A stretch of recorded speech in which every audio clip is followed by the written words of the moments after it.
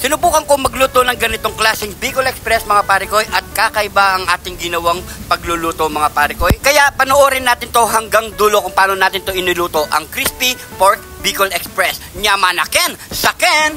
Meron tayo 1 kilos na pork jowl at siling panigang. Siyempre di mawawala ang kidlat ni Jun TV. At ang bawang sibuyas at fresh na gata, pamintang durog at asin, luya at siyempre ang ating bagoong.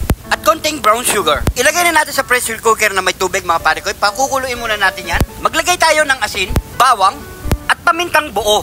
Takpan muna natin yan at antayin lang natin hanggat sa lumambot ang ating pork. At habang nagpapakulo tayo mga pare ko, tanggalin muna natin yung buto-buto ng ating siling panigang para hindi masyadong manghang na manghang ang ating lulutuin mga pare ko. Yan, tatanggalin lang natin yan. Matapos natin tanggalin ang mga buto ng ating siling panigang, so pakabanlaw lang natin yan mga pare ko. Make sure na malinis yan bago natin siya iluto. Pagkatapos natin banlawan mga pare ko, hiwain na natin ng maliliit ang ating siling green. Ayan. Sunod na natin hiwain ang kidlat ni Jun TV. After 30 minutes mga pare ko, pwede na ang ating pork. Ayan, medyo malambot-lambot na rin yan mga pare ko. So iset aside muna natin yan. At hiwa-hiwain muna natin ng pa-cubes yan mga pare ko. So ang ganyan lang kalaki mga pare ko bago natin siya prituhin. Magpainit na tayo ng mantika. Mainit na ang ating mantika, pwede na natin ilagay ang ating pork mga pare ko. So ingat-ingat lang tayo, baka tayo matalamsikan ng mantika mga pare ko.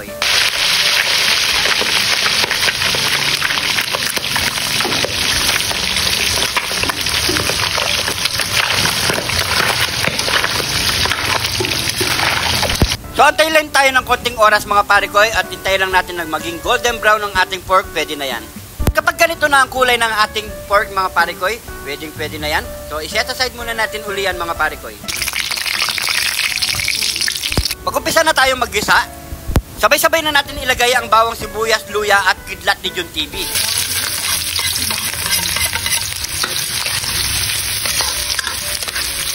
Ilagay na natin ang bagoong. Maglagay tayong paminta, brown sugar, at halu-haluin lang natin yan muna mga pare ko. Isunod na natin ang ating siling panigang. At halu-haluin ulit.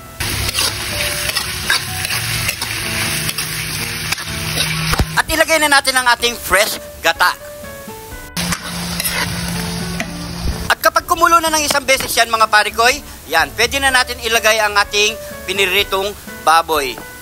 So haluin lang natin yan, maghintay lang tayo siguro ng mga 2 minutes or 3 minutes mga pare ko. After 3 minutes mga pare ko, pwede na siguro ang ating Crispy Pork Bicol Express. So tikman muna natin yan mga pare ko. Grabe, nyamanaken, saken! Heto na yung niluto nating Crispy Pork Bicol Express. Ayan. Pray muna tayo bago tayo kumain mga pare ko. Thank you Lord sa napakasarap na pagkain nito Lord. Bless po yung viewers namin Lord. Bless po yung sumusuporta sa amin Lord. Bless po yung family kalusugan namin Lord. In Jesus name, Amen. So, sabayin niyo na po kumain mga pare ko at maghapag na rin kayo ng inyong pagkain. Ayan no. Grabe. Sobrang crave na talaga ako dito sa Bicol Express. Maraming salamat sa nag-request nito si Joshua Toledanes Kahapay. Shoutout sa iyo pare ko sa pag-suggest ng ating lulutuin ngayong araw. Kain po tayo. Yan.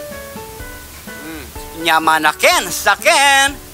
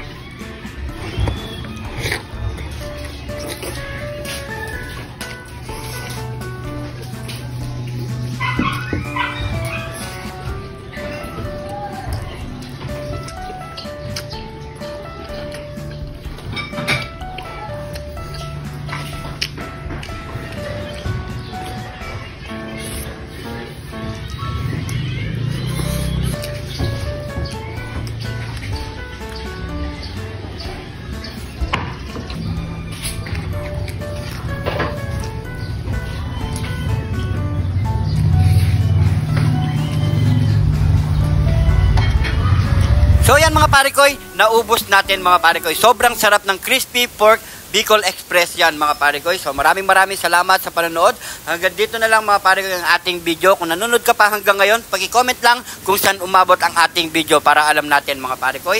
Yung hindi pa naka-follow dyan, paki-follow na po ang ating Facebook page. Maraming salamat po. Ingat po kayo dyan.